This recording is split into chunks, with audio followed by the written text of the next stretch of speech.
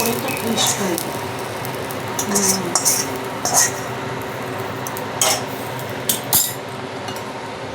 রাখি কি করছো? এই যে ভোলা মাছের বড়া, পাতা দিয়ে, লাউ পাতা দিয়ে। এটা কি করলা বলো তো? প্রথমে মাছটাকে তেলের মধ্যে দিলাম, হালকা একটু ভেজে নিয়ে কাটাগুলি ছাড়ালাম। তারপর মাছগুলি একটু সাঁতলে পেঁয়াজ, রসুন, আদা, জিরা, ধনে, লঙ্কা দিয়ে মাছের মধ্যে দিয়ে দিলাম। দিয়ে মাছ দিয়ে মশলাগুলি দিয়ে সাঁতলালাম। সাঁতলে যখন শুকনো শুকনো হয়ে গেছে তখন এটাকে নামালাম। নামানোর পরে এবার বড়ি পাতার মধ্যে ভরবে, পরে এটাকে ভাজা হবে তেলে, তাই তো? হ্যাঁ।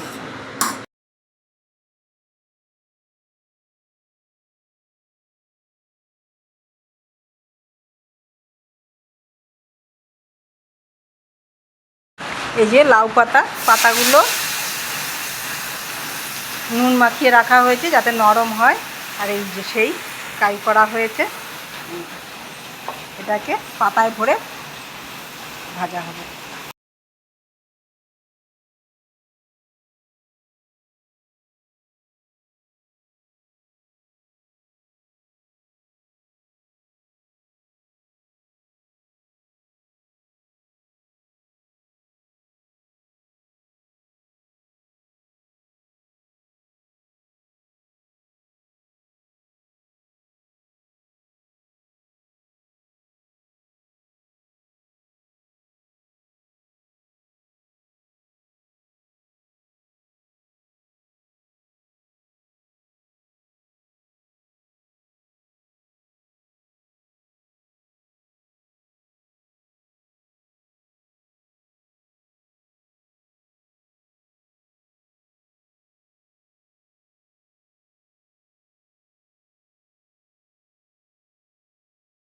এইভাবে একে একে সমস্ত বড়াগুলো রেডি করে নিলাম।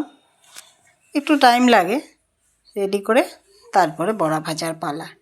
কিন্তু করতে সময় নিলে কি হবে, এই যে দেখলেন এইভাবেই করব। অনেক সময় একটা পাতা দিয়ে করলে পরে সেটা হয়তো বেরিয়ে যাওয়ার চান্স থাকে, তাই ডবল পাতা দিয়ে সেটাকে আবার মুড়িয়ে নেব। এইভাবে করে করে করে একবার করে খেলে আপনারা আবারও চাইবেন এই রকম প্রসেসে বড়া ভেজে খেতে।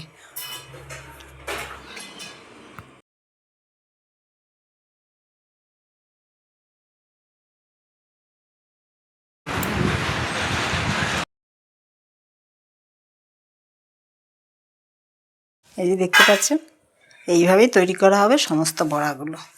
তারপর তেলে ভাজা। এইভাবে করে খেয়ে দেখবেন, একবার খেলে আরও বারবার খেতে ইচ্ছে করবে এই বড়া। এই বড়াটা হয়েছে ভোলা মাছের। আমরা ভোলা মাছের, কাচকি মাছের, সব কিছু মাছ দিয়েই করি।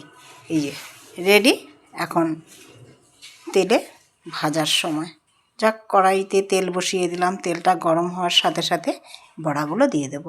তেলটাও গরম হয়ে গেছে। এখন এই বড়াগুলো দিয়ে, তৈরি করা সমস্ত বড়াগুলো দিয়ে এক এক করে ভেজে নেব।